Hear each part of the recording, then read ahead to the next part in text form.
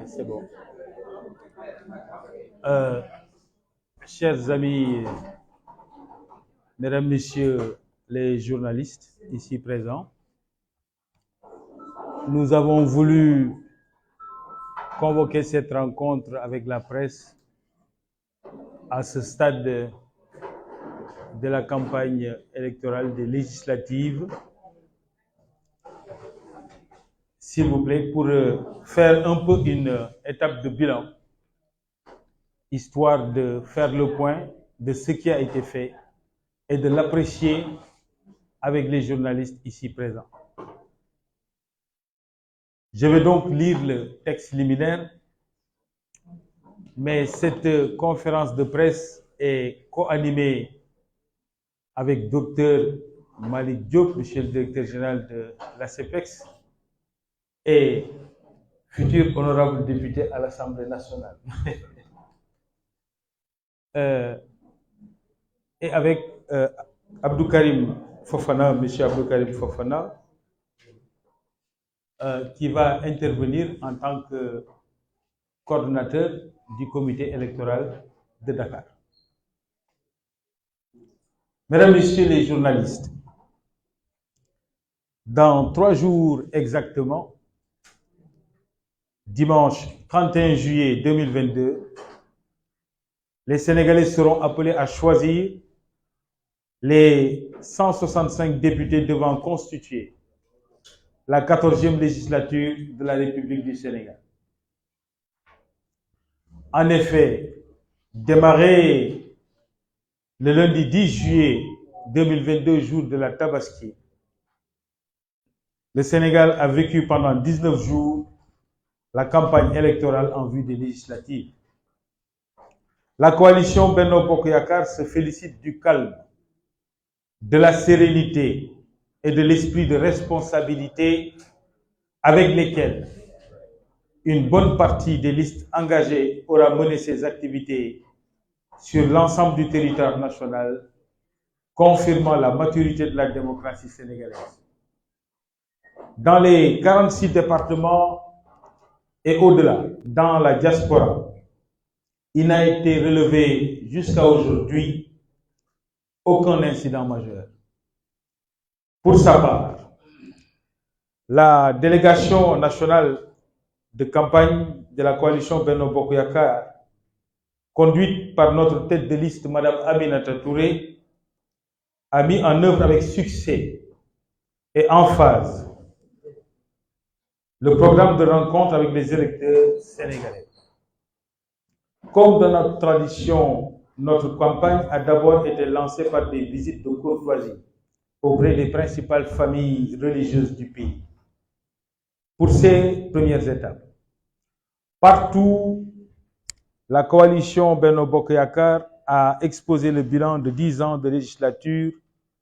avec tous les effets bénéfiques sur les conditions de vie de nos compatriotes, des populations, ainsi que la nouvelle offre visant à installer définitivement notre pays dans la communauté des nations émergentes. La coalition Benno Bokk Yakaar remercie tous les guides religieux qui ont bien voulu prodiguer des prières pour notre équipe de campagne, mais aussi l'ensemble des Sénégalais qui ont réservé un accueil triomphal pendant tout le parcours sur l'ensemble du territoire national. Après cette belle campagne, novatrice, aussi bien festive, empathique, efficace que responsable, nous sommes particulièrement sereins et optimistes quant à nos chances de victoire au soir du 31 juillet 2022. Inexorablement, nous allons vers une très probable victoire éclatante de la coalition Benno Bokk Yakaar partout à travers le pays. Parce que nos candidats ont présenté des bilans, proposé un nouveau pacte social, porté d'ambitieux projets pour la poursuite de la construction nationale sous l'empire du plan Sénégal émergent qui a donné d'excellents résultats. À Dakar, comme partout dans le pays, nous allons remporter ces élections pour les raisons suivantes. Je dis bien, nous allons remporter ces élections pour les raisons suivantes. La coalition Benno Bokk Yakaar a beaucoup travaillé pour améliorer les conditions de vie des citoyens. Le Sénégal est un pays de tradition d'intelligence électorale. En effet, nos compatriotes ont toujours su distinguer la vérité du mensonge. Nos compatriotes ont toujours choisi la paix à la place de la violence. Nos compatriotes ont toujours choisi la stabilité à la place des turbulences institutionnelles connues dans d'autres pays. Ici, à Dakar, nous avons renforcé la sécurité publique, amélioré la mobilité urbaine, le train express régional, les autoponts, le BRT en construction, etc., etc. Nous avons embelli le cadre de vie. Mieux, nous proposons un meilleur projet et un meilleur système de traitement des ordures ménagères. Nous avons atténué les inondations, les effets des inondations et globalement soutenu le pouvoir d'achat des ménages à travers diverses mesures de protection sociale en réponse aux crises exogènes avec comme conséquence l'essoufflement de la croissance mondiale et le galop de l'inflation qui ont eu des effets pervers sur nos économies. Pour ce qui concerne l'emploi des jeunes, cette question est devenue la priorité des priorités. À travers le programme d'urgence d'emploi des jeunes pour une enveloppe de 450 milliards, cette priorité de l'emploi des jeunes restera au cœur des préoccupations des politiques après le 31 juillet 2022 et constituera le cap global de la législature prochaine. La perspective de victoire de la coalition Benno Bokk Yakaar et la lourde et inéluctable défaite de l'opposition, Inch'Allah, explique le changement de discours, sans doute, des leaders de la coalition Benno Bokk, de la coalition Yewwi Askan Wi, qui commence à évoquer un contentieux post-électoral imaginaire, comme s'ils ne pouvaient pas s'épanouir et qu'ils ne pouvaient s'épanouir que dans la violence et le vandalisme contre les préfectures et les sous-préfectures, alors qu'ils savent parfaitement que toutes les cartes sont disponibles et en cours de distribution au sein des commissions dédiées. Les mêmes qui avaient promis d'empêcher la tenue des élections tentent déjà de discréditer un système électoral qui leur a permis de contrôler certaines villes il y a juste quelques mois. Nous appelons donc nos compatriotes à se mobiliser massivement pour exercer leur devoir de citoyen, seuls détenteurs de la souveraineté nationale. Aucune menace. Installez-vous, monsieur le ministre. Aucune menace, aucune intempérie ne devrait les décourager à exercer leur pouvoir et à exercer leur devoir de choisir librement la représentation parlementaire. Nous les appelons donc à défendre et à sécuriser la victoire de Benno Bokk Yakaar. C'est pourquoi nous exhortons tous les camarades à protéger cette victoire en se mobilisant,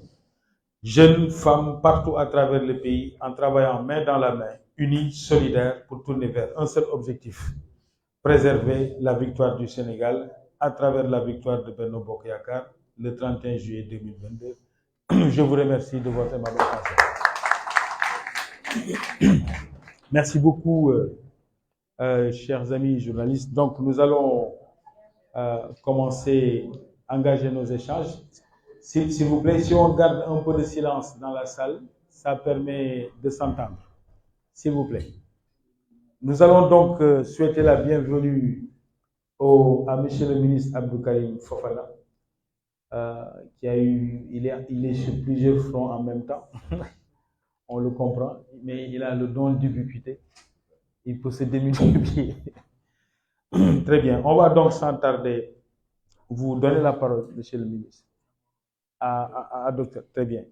Donc, on va donner la parole à docteur Malick Diop, qui est donc un investi sur la liste nationale et qui est de Dakar et qui va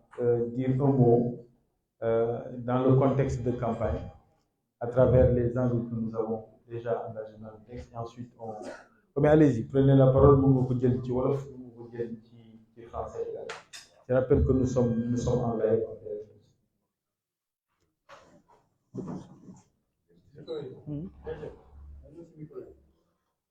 Attends. Dans ce qu'on va faire, je vais te le déplacer. Bouge pas. C'est bon? Ouais, je vais lui donner. C'est bon, toi. C'est bon, c'est parti.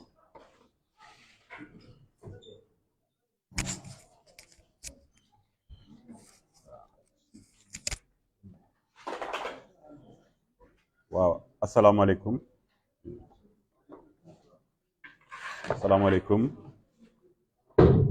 mbokk yi ñu ngi leen di nuyu ku si nekk si sa tur ak sa sant di yokk rek tuuti ci li nga xam ne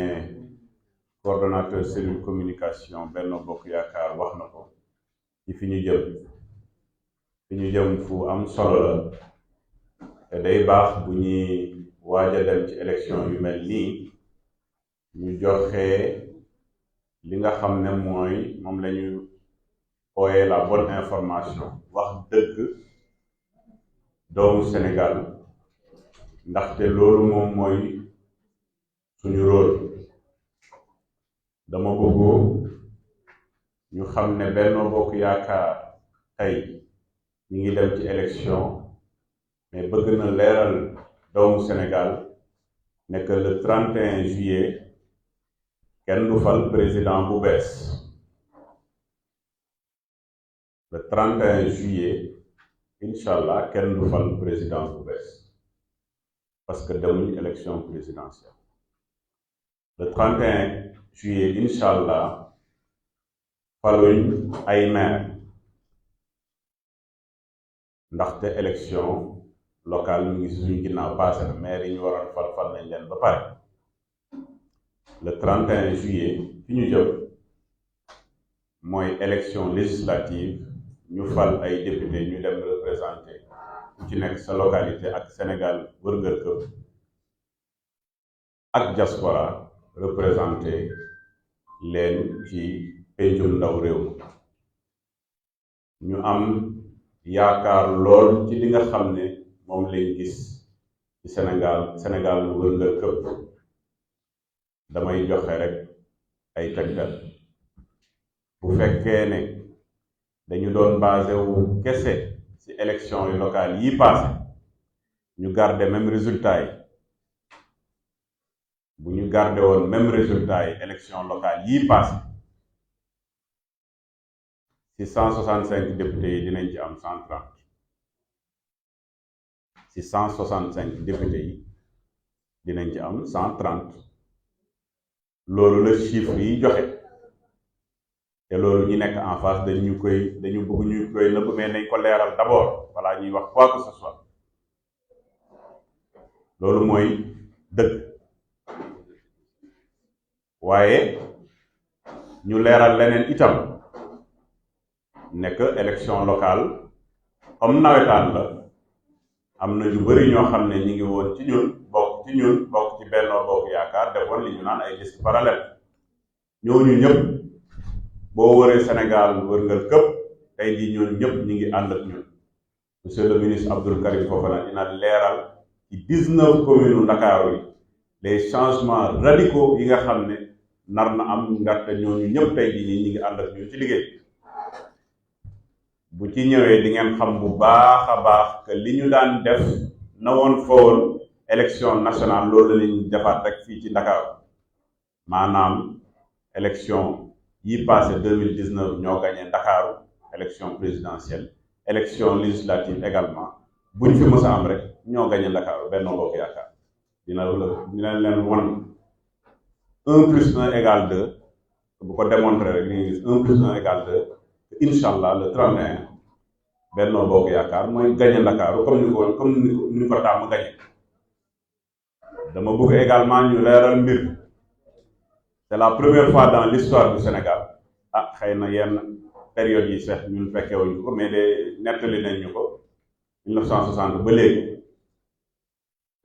ñuy dem élection ñuy nëbb ñi nga xam ne lañ leen bëgg a fal dañ leen war a fal dama ne c'est la première fois dans l'histoire man peut-être sur le plan mondial Sénégal laay wax mais dafa naa sur le plan mondial maa ngi doog a gis ñuy dem élection nga investir ñoo xam ne ñooñu lañ war a won sénégalais yi nga nëbb leen ne ñii bu leen xool ñun ñi nga xam ne kenn faluñu ñun ñi nga xam ne mënuñ nekk député quelle que soit la situation ñun ñooy def campagne loolu maa ngi koy doo gis donc dañ koy leeral ñiy wër Sénégal wërngal këpp di wax ak yéen te bokk ci coalition takkandeer Adama Dioum coalition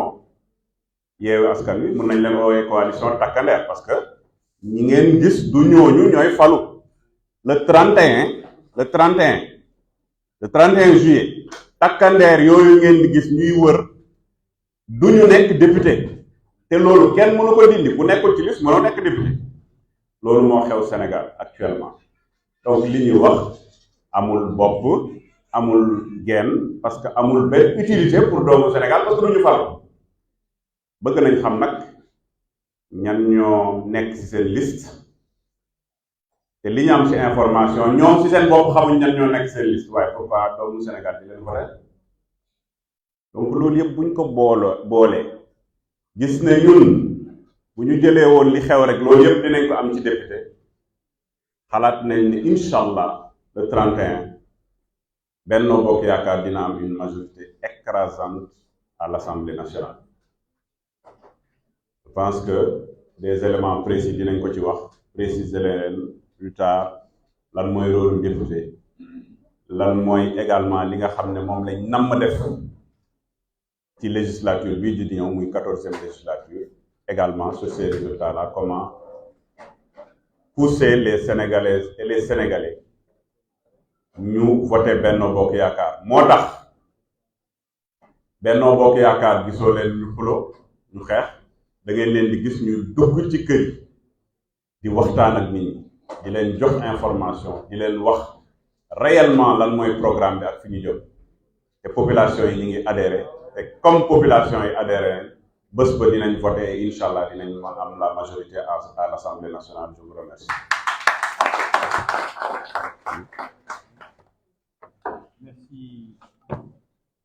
Merci beaucoup,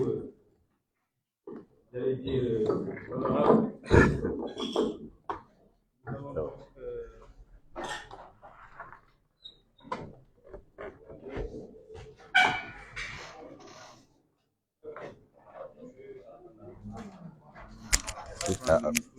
jërëjëf Pape Mahawa Diouf ak docteur Malick Diop ci kàddu yi ngeen fi yëkkati léegi pour leeral doxalinu campagne bi may nuyu mbokk journaliste di ñaan suñu xarit yi ne ci ginnaaw di ñaan ñi ne ci ginnaaw ñu tëj buntu bi te xam ne ci conférence de presse lañ ne dañu invité ay journaliste di jokkook ñoom di jokkook waa réew mi te mën na am bruit bi du ci baax donc buñ mënee tëj buntu bi ci ginnaaw fay sonnerie téléphone yi ndaxte li ñu def yàggul.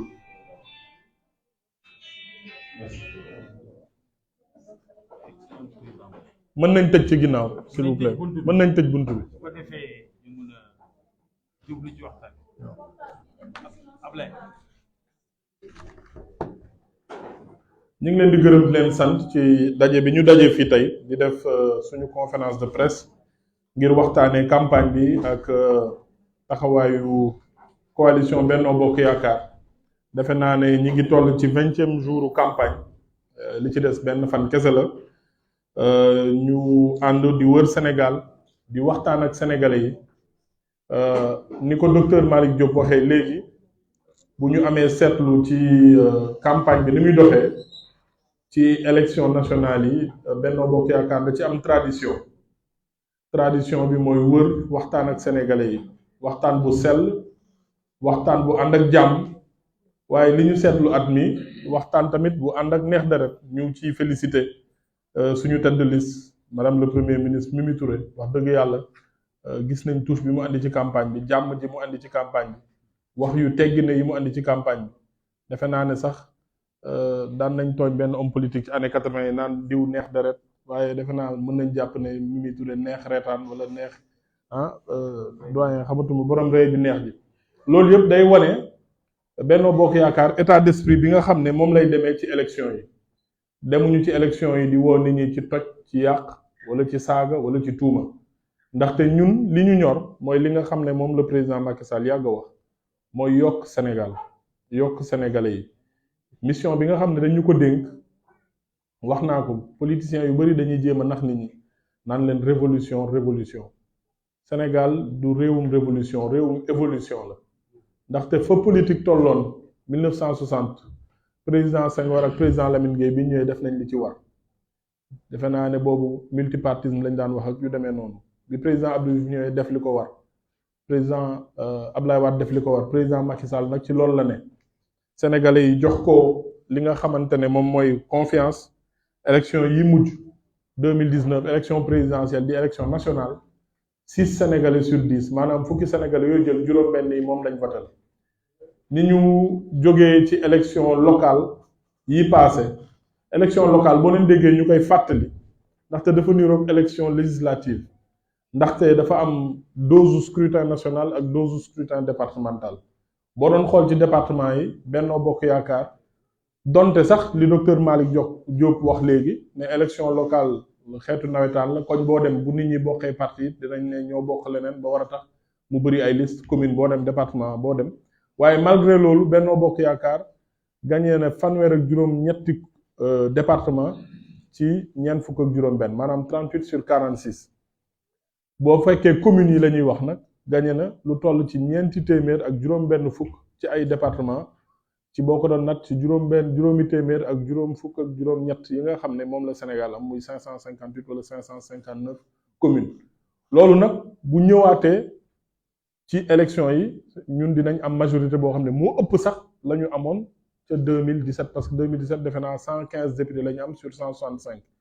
donc loolu yëpp pour wan leen ne liggéey baa ngi continuer ñi ngi wër di waxtaan ak sénégalais yi seetlu ngeen ne élection saa yu dikkaan da ngay seetlu ne ñeneen ñi docteur Malick Diop bi wooyee coalition takkandeer dañuy jéem a créer ay débat yoo xamante ne yu amul bopp yu amul genn bu daawee ñu ne ñii dañuy jàppale borom ñaari tur yi gis naa sax ay communiqué ci rajo yi ñuy jàppale naan boo bëggee xeex borom ñaari tur yi boo bëggee xeex nangam ak nangam na nga votel diw na nga votel diw pour wax leen ne barki démb damay seetaan benn imam bu siiw mu wax ju am solo te imam bi mën nañ tudd turam sax Ahmed Khalil loolu tudd mu wax ne Sénégal ne nit ñi yeewu képp ku la ne diw wala coalition sàngam day jàppale borom ñaari tur yi te diw moomu yor na assemblée nationale bi depuis fukki at yor majorité bu doy te mosuñu jàllale benn loi wala benn décret wala benn arrêté boo xam ne day jàppale ñoom duñ la ko waxee nga xam ne waxi politique kese la dañuy jéem a tuumaal nit ñi waaye loolu amul. comme nag wax yooyu yëpp jeex na man mii nga xamante ne yàlla def na may fekkee conseil des ministres nee naa leen keroog ci waxtaan bu ma amaloon nag association nawetaan yi gouvernement Sénégal amul kenn koo xam ne ñeme nga réunion buñ koy tuddee wala convention wala sommet wala conférence bu am ci àdduna bi boo xam ne dañ ko fay waxtaanee wala dañ koy jàppale nga cay participer waxatuma ak nga ci soutenir waxatuma ak état du Sénégal di ko ci soutenir. beneen firnde bi ma leen ci jox mooy fan yële rek maa ngi nettali nit ne ko am na sommet chef d'état boo xam ne président Macky Sall da ci dem mais communiqué final bi biñ ci tuddee lu mel noonu rek état du Sénégal nanguwul signé communiqué boobu dafa ne fekk soppiwuñ paragraphe boobu état du Sénégal du signé communiqué boobu pour wax leen rek fi état du Sénégal toll loolu nag warul jaaxal kenn ndaxte ñun ñii di politique bokk Benno Bokk Yaakaar wala bokk feneen ñun ak yéen ñoo bokk ndey ñoo bokk baay ñoo bokk ceeb bi ñuy lekk ñoo bokk ñi ñu jur ñoo bokk ñi ñu yar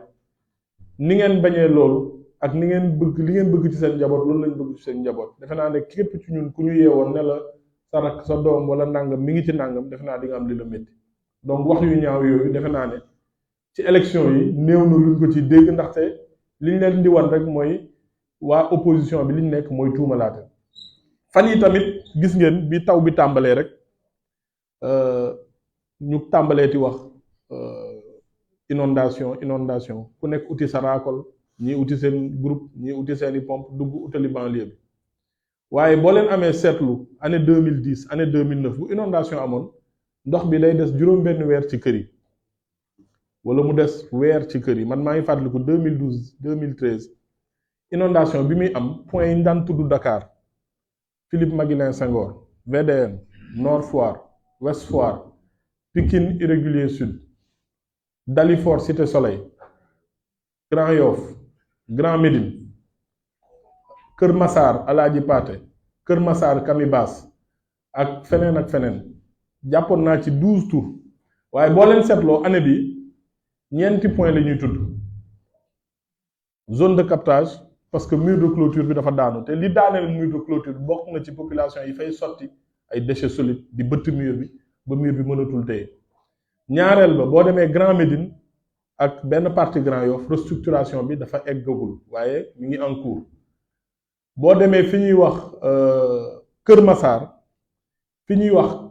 Camibas ñaari at ci ginnaaw fa le président Macky Sall doon dem mais amul woon fu oto mën jaar ak fu tànk mën jaar ba ñu jël bateau yooyu ñuy wax Zodiac mu jaar ci pour mën a xool tey boo fa demee ndox amu fa ndax état du Sénégal programme bi ñuy wax programme de gestion des eaux pluviales def na liggéey bu mucc ayib daaw 15 milliards lañ ci def yoo xamante ni ci juróom benn weer defar nañ loo xamante ni mën na am ci ñaari at lañ koy defar tey boo demee Camibas ndox amu fa boo demee Alaaji Paate ndox am na fa lu tax Alaaji Paate ndox am fa c'est parce que Alaaji Paate ci restructuration bi dafa am 50 familles yoo xamante ne état du Sénégal indemniser na leen ba ñu war a dem ñu déguerpir leen mais nanguwuñ ñu déguerpir leen ba tey jii loolu nag état du Sénégal dina ci continuer di ci xeex di ci def yërmande mais di ci def li ci war mais inondation yi am ci zone yooyu loolu la leneen li mooy image yi ngeen gis boo demee fu mel ni unité 3 yaa ngi koy gis ci vidéo yi ci réseaux sociaux yi population yi nee nañ ndox mi 20 jours la daan def léegi en 10 heures de temps day dem bu tawee 10 heures ci guddi boo xëyee 8 heures du matin doo gisati ndox ak yeneen dëkk week-end ba le passé li ñu fekk si ndox toll na ci 102 millimètres d'eau téeméer ak ñaar ci ay millimètres ndox nee nañ ci taw benn millimètre ndox mooy nga jël 1 mètre carré maanaam genn wàllu sijaada booy taxaw di julli nga def ci 1 litre ndox ba muy téeméeri yoon loolu mooy 102 millimètres d'eau loolu nag du lu tuuti Sénégal tàmmul di gis loolu ci taw mais li nga xam ne moo am te ñëpp war ko jàpp mooy diggante 2012 ak léegi bu ñu demee ba amoon 12 points ci Ndakaaru région de Dakar léegi ñuy wax ñett wala ñeenti points mooy liggéey bi def nañ ko plus de 80% te loolu évolution bu mag la te loolu président Macky Sall moo ko def loolu programme décennal de lutte contre les inondations moo ko def te ni ma leen koy waxee rek bu njëkk ba bu inondation amoon waxtu wi ñu ngi jënd ay bâche ñu ngi loué oto yaa ngi dugg di génn gis ngeen taw bi week-end bële la woon fi mu nekk nii waxu inondation déggatu leen ko par contre am na lu am mooy délai d'avalement des eaux bu ndox bi ñëwee sa kër àjjuma wala samedi dina jël 24 heures dina jël 10 heures dina jël 8 heures pour dem parce que am na ay infrastructure mais infrastructure yi tamit dañu am dayoo infrastructure yi mën nañ jël 1000 mètres cubes par heure mais bu taw bi bëree 102 litres par mètre carré dina jël tuuti temps parce que tamit nit ñi dañoo dëkkee foo xamante ne yoonu ndox la c'est normal que ndox bi dem te problème boobu yeneen dëkk nga koy am boo demee Allemagne am na fa boo demee Espagne année bi am na fa Chine daaw Hollande am na fa te dëkk yooyu kenn du ne deful li ñu war a def ndaxte ci wàllu développement ñoo ñu tane ñoo ñu ëppi borom xam-xam ñoo ñu ëppi moyen def nañ li leen war mais dérèglement climatique yi am moo tax ndox bi di bëri noo xam ne mosu ko bëree Sénégal ñu ci sant yàlla waaye tamit war a góorgóorlu ba du yàq dara donc li ma bëggoon rek mooy ñu seetlu xam ne Sénégalu 2012 ci inondation ak Sénégalu 2022 ci inondation wute na léegi li am nekkatul inondation am na nag zone yu am inondation waaye bëreetul boo daan tudd fukki zone ak ñaar ci Ndakaaru mi ma xam léegi ñaar wala ñett ngay tudd ndax lan liggéey bi def nañ ko xaalis bi def nañ ko leneen li am léegi nag mooy délai d'avalement des eaux ndox bi ñëw egsi waroon fi def 10 jours waroon fi def 20 jours nit ñi di ko coow léegi mu defee 24 heures wala balaa 24 heures ndox bi dem donc population yi nekk Kër Massar ñu leen di masaw di wax tamit ne biir Kër Massar Alaaji Paate problème bu bëri déguerpissement population yi nga xamante ne ba léegi nanguwuñu dem te état du Sénégal fay na leen taxaw na jël na entreprise bi war a def travaux yi loolu yëpp pour wan leen ne ñun dañu war a ràññee ndaxte élection yii di ñëw enjeu bi dëgg-dëgg du pétrole du gaz du croissance du autoroute du leneen ak leneen loolu président Macky Sall def na ci lu kenn dul defati ci Sénégal lii enjeu bi dëgg mooy enjeu de stabilité mooy réew mi dal sénégalais yi bennoo doon benn ndaxte li am solo mooy booy dénk da ngay dénk ku am yërmande da ngay dénk koo xamante ne am na xel ak xalaatu borom kër li mu bëgg mooy kër gu am jàmm kër gu naat nit ñi di mën a dund nit ñi di mën a am lu ñu dundee nit ñi di mën a jàng di def la ñu war a def fan yi rek ci waxtaan bu mel nii rek maa ngi ciy fàttali ne li lay wan rek ne waa boor bale ñoom manipuler ak wax lu dul dëgg damay dégg ñuy tudd lu bëri wàllu abri provisoire ci école barki dem bi may xool chiffre PSE yi état du Sénégal 60 000 salles de classe la fi fekk président Macky Sall en 2012 léegi ñu ngi toll ci 95 000 salles de classe ça veut dire que entre 2012 ak léegi tabax nañ plus de 35 000 salles de classe 3 500 salles de classe par an loolu ku ko def mooy yaa ngi réduire de 35 000 les abris provisoires loolu kan moo ko mos a def ci histoire du Sénégal donc ñële li ñuy def rek mooy sofantal li nga xam ne mooy liggéey bi di suufeel suñu institution yi boo waxee ñu ne conseil constitutionnel li mu wax dama ko def am na ñu doon wax naan ñoom bu ñu nekkul candidat élection du am non seulement doonuñu candidat waaye ñu ngi buruxlu ci photo yeeg ci télé yeeg nangam ak nangam ngir jéem a wane ne ñoom bu ñu doonul candidat yi dinañ bokk ci campagne bi donc loolu lañ leen bëggoon xamal enjeu bi mooy stabilité jël ay nit yu am responsabilité ndaxte man li ma gis ci liste yeneen yi mooy bëgg ay nit yoo xam ne bu ñu demee assemblée nationale xuloo ak xeex lañ fay nekkee du ñu waxtaanee Sénégal ndaxte dañuy bëgg tamit di ñu xeetloo suñu ay député man dem naa assemblée nationale présenté naa fa ba tàyyi projet de loi des finances wala projet de loi mais député yi ñu am buñ leen xeeb ndaxte député boo xamante ne dana la wax fi mu jógee wax la problème mu koñ ba mu ne wax la problème mu détail bi mu ne loolu lañ soxla ci député du député bi nga xam ne day ñëw le matin xuloog ministre bi dem yoonam bu ñuy voté loi bi du ko fa fekk ndaxte dafa bëgg télé bi filmer ko ndaxte loolu la ñuy wax député buzz du dëgg donc loolu yëpp lu mat a wax la ndaxte assemblée nationale duy caaxaan nit ñi dañu naan woy assemblée bu ñu fa demee danañ def lii dégg naa que jiite waa coalition Takkandeer moom nee na assemblée nationale du pour soppi réew assemblée nationale ci suñu régime dëgg-dëgg ni ñu ko defaree pour accompagner exécutif la parce que régime présidentiel lañ am amuñu régime parlementaire lañ ne assemblée mooy déterminer politique premier ministre mettre en œuvre politique de la nation ñun nag président de la république mooy déterminer politique de la nation gouvernement bi moo koy mettre en œuvre sous son impulsion te mooy choisir premier ministre donc loolu yëpp ñu bàyyi ko xel ngir njuumte yi nga xamante ne ñële dañoo bëgg mu am njuumte yoo xamante ne jax-jaxal xelu nit ñi ak yóbbu leen ci njuumte Dakar nag campagne baa ngi jàll ci jàmm ñu ngi wër bés bu ne communes yi di wàcc suñuy oto di dox ak tànk di dugg di seeti nit ñi di seeti kilifa yi di seeti ndaw ñi di waxtaan ak ñoom ndaxte ñun tollu ñu ci campagne yu puukare gis ngeen yenn coalition yi ay oto yu rëy ak ay nangam ak nangam ñun fu ñu dem danañ wàcc nànk seeti kilifa yi waxtaan ak ñoom déglu leen ndaxte ku bëgg ñu fal la assemblée ndawu réew mi nga boo doonee ndawu réew mi boo fa demee réew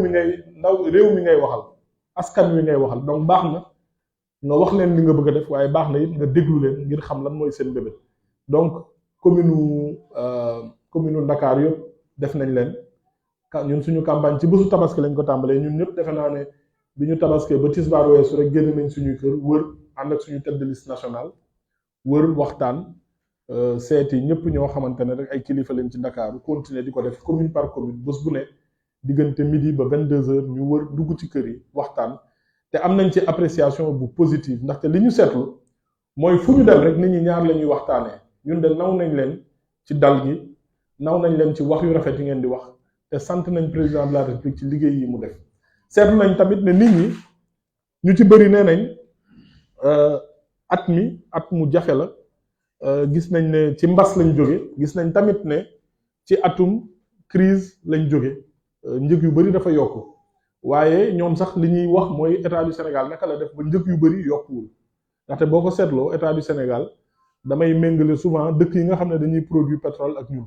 boo demee dëkk bu mel ni Arabie Saoudite nee nañ diesel bi nga xam ne moom la borom oto yu bëri di dawalee njëg yi yokku na 15% maanaam ñaar fukk bu ne ñetti dërëm yokku na ci boo demee fu mel ni Émirats arabes unis Dubaï nee nañ ñaar fukk bu ne juróom benn dërëm yokku na ci ñun Sénégal yokkuwul ndaxte président de la République moo am yërmande bañ li nga xam ne moom la bailleur de fonds yi wax ndaxte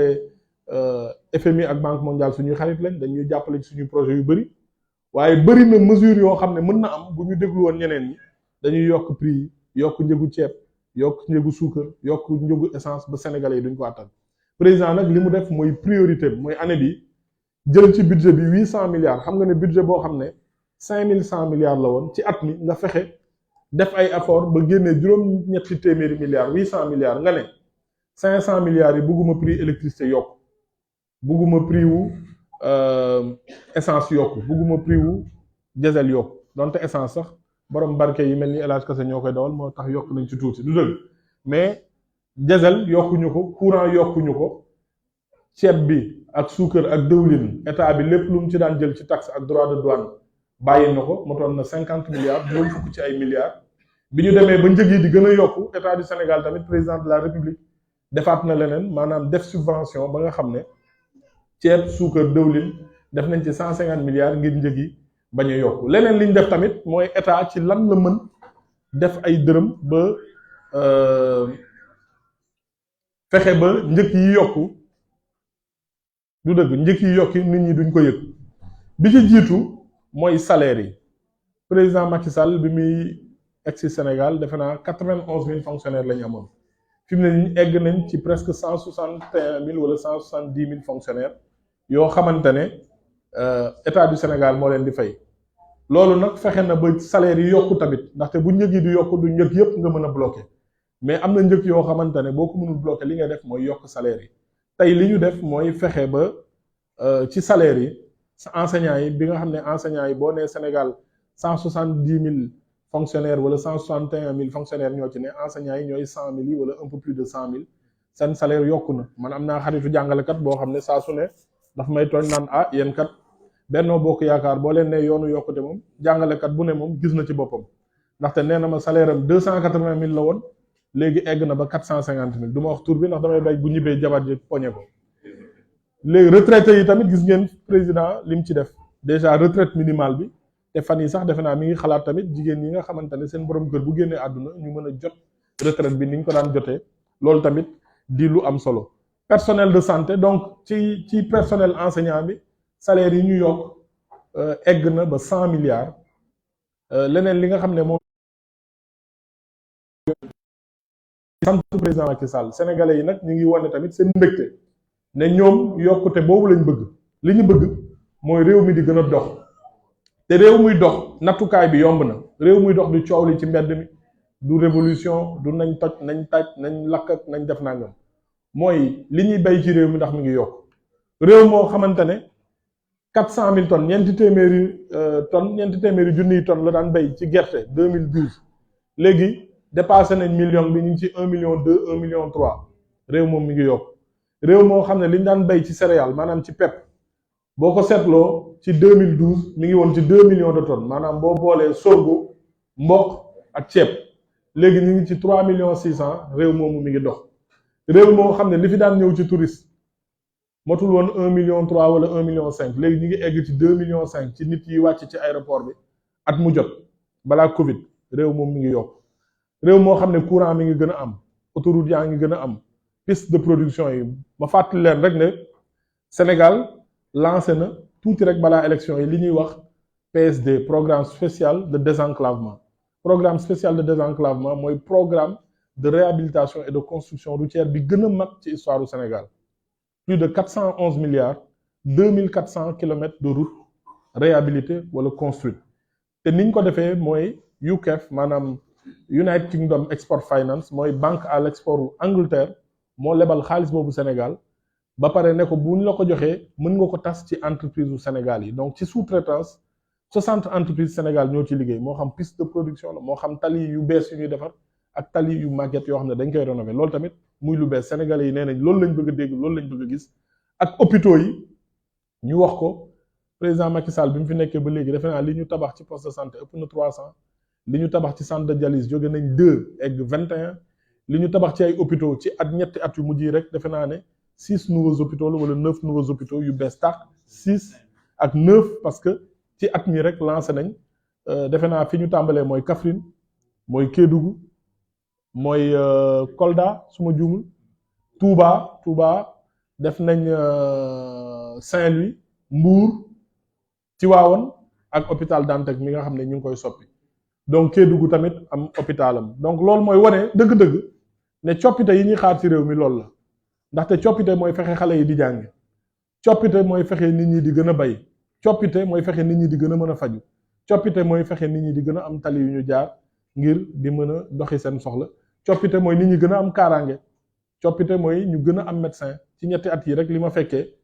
état du Sénégal recruté na 1500 médecins ak li nga xam ne moom la ñuy wax paramédicaux 500 médecins defe naa ak 1000 paramédicaux ay infirmières ak ay personnel de santé sans compter li nga xam ne mooy ISMEA projet investir dans la santé mère enfant en Afrique li nga xam ne moom rek ci diggante Kédougou ci diggante Tamba ci diggante Kaffrine ci diggante Ziguinchor Kolda ak Sédhiou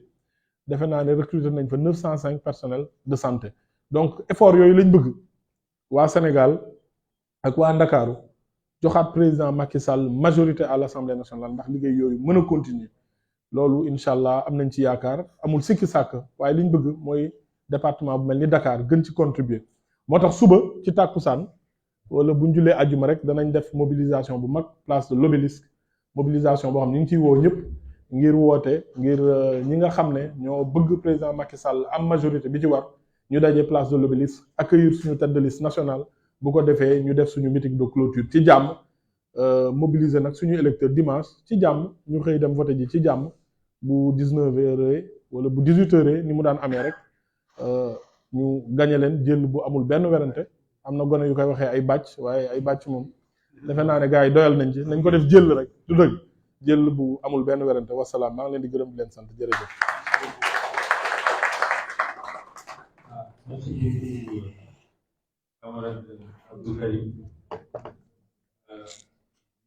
Xam naa ne l'exercice n'est pas encore terminé. Ah bon? Parce que di joxe kàddu gi ay journaliste yi posé na ay questions. Ba bàyyi leen ko micro bi c'est lui qui jërëjëf Pape Mahawa Diouf waaye war a borom.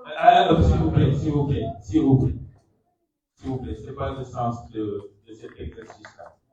C'est une conférence de presse, c'est différent. Donc, merci beaucoup, Abdou Karim. Explication bi leer la yokkute rek xëy na pour Dakar. Le président de la République ambition pour Dakar wane na ko.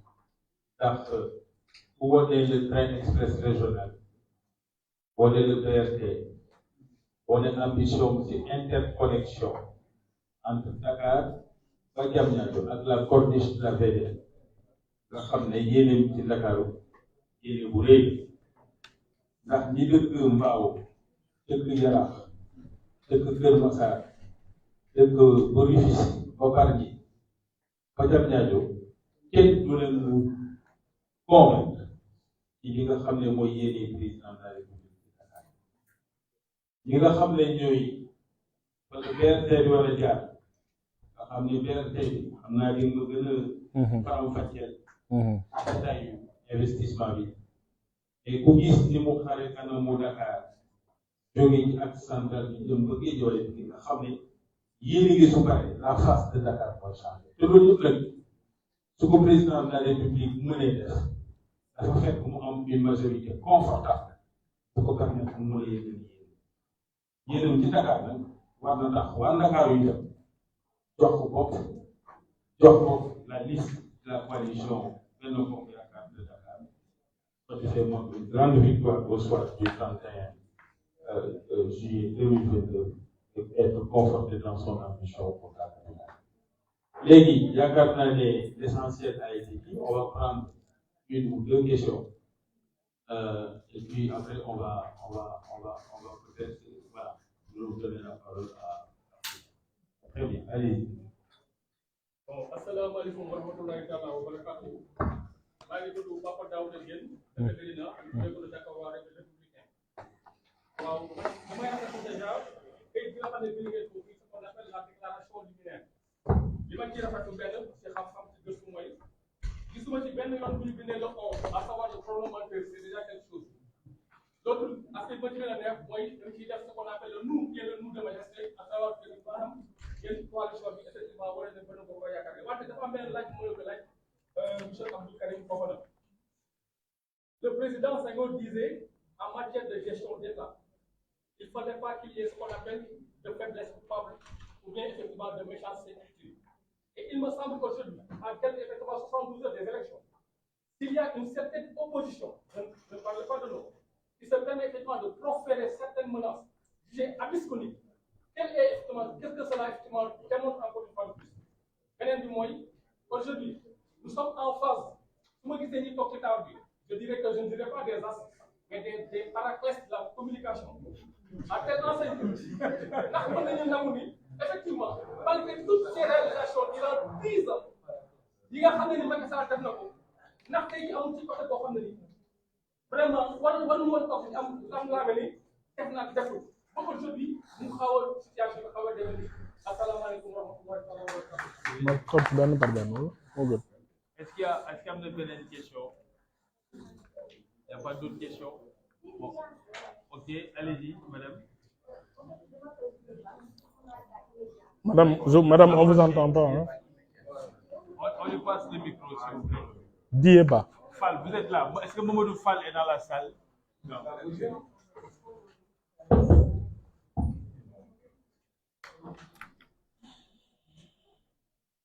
Bonsoir,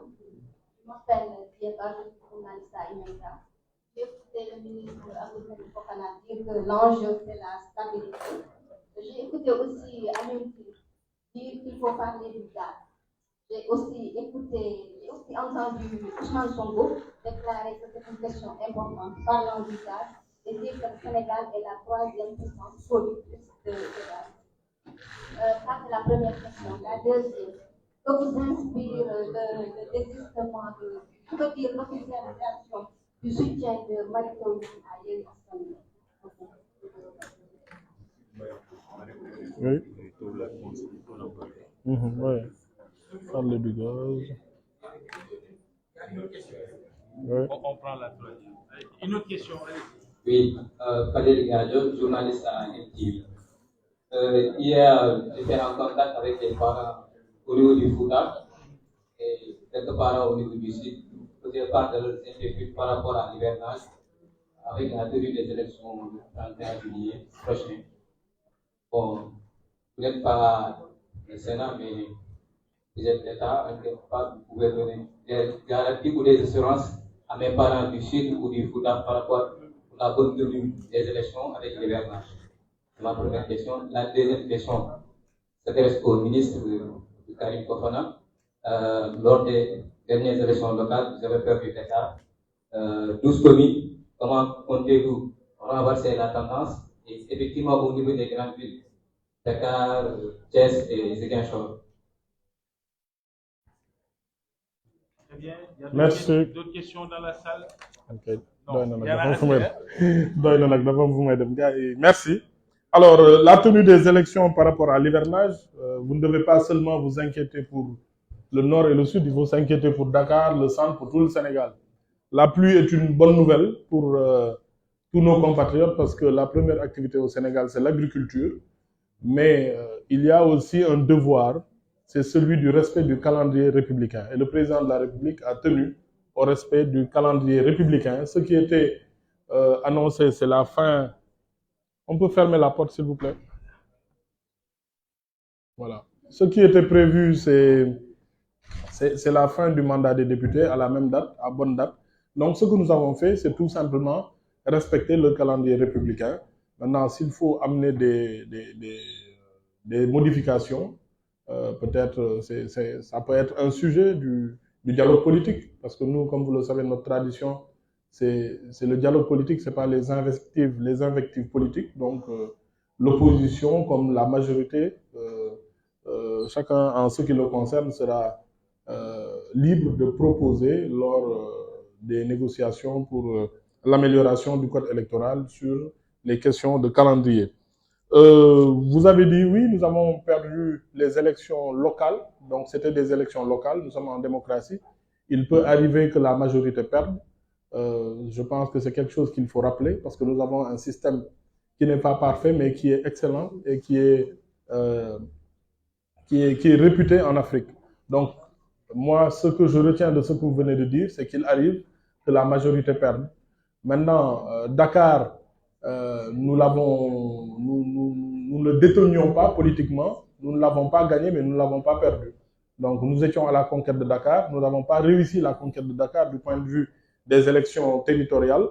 mais voilà, ce sont des élections nationales. N'oubliez pas que s'il s'agit des élections nationales, en 2017, nous avons gagné, en 2014, nous avons gagné. Donc, nous ne faisons pas de soucis. Nous avons fait un travail de terrain, commune par commune, communauté par communauté. Nous avons échangé avec les Sénégalais. Et je pense que la recrudescence des violences verbales et physiques dans le champ politique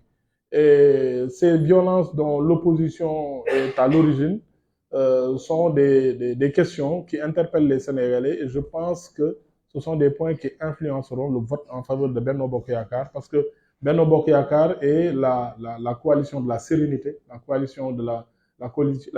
positive, celle qui promeut des valeurs sénégalaises, qui ne cherche pas à manipuler les Sénégalais ou à les pousser vers des tentations relatives à la violence. L'autre point, c'est le gaz, le pétrole. On en a beaucoup parlé au Sénégal. Je pense que nous sommes l'un des seuls pays où, pour la gestion du pétrole et du gaz, il y a eu des concertations nationales, où la majorité, l'opposition, la société civile, les religieux, les sportifs, tout le monde s'est exprimé sur le sujet. Le mode de gestion et tout. On nous a toujours fait croire que le gaz et le pétrole étaient déjà vendus. Donc je suis assez étonné que ceux qui nous ont fait croire pendant toutes ces années que le gaz et le pétrole étaient déjà vendus, que le Sénégal n'a que 10% des mensonges,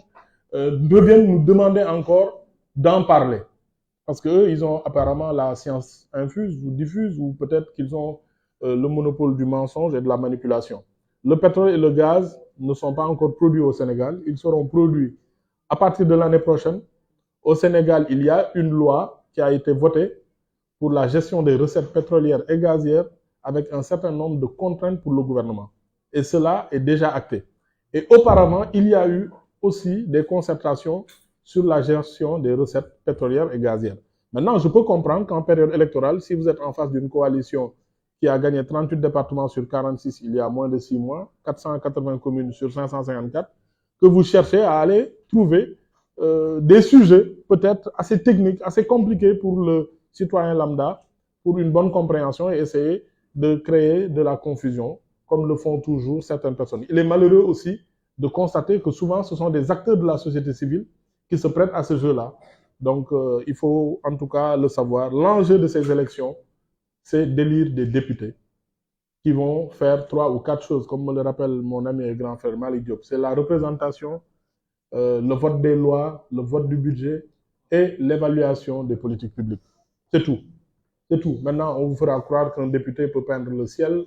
qu'il peut ramener la pluie, qu'il peut augmenter le nombre de jours fériés ou ce genre de choses. Mais vous apprécierez, on a des députés depuis 1960 au Sénégal et même avant, avec les présidents Lamine Gueye et autres. Alors, le professeur Marito Ounian, j'en ai parlé la dernière fois, vraiment. Moi, j'aime bien parler de ce qui me concerne. Les soutiens de Benno Bokk Yakaar, ils sont de plus en plus nombreux. On a vu Bessouniak avec Seigne Mansour Sy Djamil et d'autres. Moi, j'ai été chef de la mission de Benno Bokk Yakaar à Saint-Louis. Je suis allé voir toutes ces personnes qui travaillent pour Benno Bokk Yakaar à Saint-Louis. J'ai rencontré toutes ces personnes, j'ai échangé avec eux. Mais ce qui me désole, pour des personnalités que je respecte, que j'ai fréquentées, que ce soit l'ancienne présidente du Conseil économique et social, que ce soit l'ancien ministre des Affaires étrangères, c'est qu'au Sénégal, des personnes de cette nature, qui étaient des références pour nous, qu'ils aient des discours différents quand ils sont au pouvoir et quand ils ne le sont pas. Je pense que c'est assez dramatique pour la politique. Je pense qu'on doit avoir une constance dans le discours. Une constance dans le discours, un discours qui ne change pas en fonction des positions ou des positionnements. Le dernier point, ce sont les menaces proférées par l'opposition. Oui, vous savez, on est en démocratie. Et malheureusement, il y a des gens qui pensent que la démocratie s'apparente à l'anarchie, que ce soit dans le discours ou dans la manière de faire. Nous avons souvent vu des hommes politiques attaquer des institutions, appeler au sacrifice, entre guillemets, appeler à la violence. Et ça, ce n'est pas dans notre ADN politique. Mais en général, ça se règle facilement par les urnes. Parce que l'ADN politique et la culture politique du Sénégal, c'est le vote. C'est aller choisir ses députés, choisir ses représentants dans les collectivités territoriales, choisir son président de la République. Et les Sénégalais le font bien depuis 1960. Donc, sans doute, il y aura une réponse. Peut-être que ceux qui sont dans l'opposition et qui sont coutumiers des faits pourront avoir l'oreille grande ouverte, avoir de l'écoute, parce que souvent il y a des gens qui écoutent sans entendre, mais un vote majoritaire pour Benno Bokk Yakaar signifierait que la violence, que les menaces ne sont pas approuvées ni ne sont pas agréées par le corps électoral sénégalais. La communication, peut-être après vous me prêterez un dictionnaire pour savoir c'est quoi un paréclès. Bon, mais en tout cas, ce que je veux dire, c'est que nous sommes dans un monde qui change. À l'époque de nos doyens El Hadj Kassé, dans les années 90, il y a eu l'apparition des radios privées qui a beaucoup transformé le champ politique sénégalais. Au début des années 2000, Internet, maintenant c'est les réseaux sociaux. Malheureusement, les réseaux sociaux, c'est comme on dit en Wolof, tool bu ñu ñagul la. Donc c'est un champ non clôturé. La voix d'un homme politique partisan comme moi peut valoir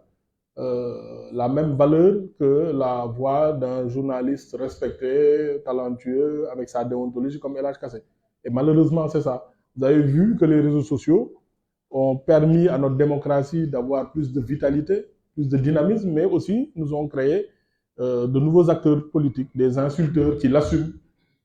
des manipulateurs, des chaînes YouTube qui créent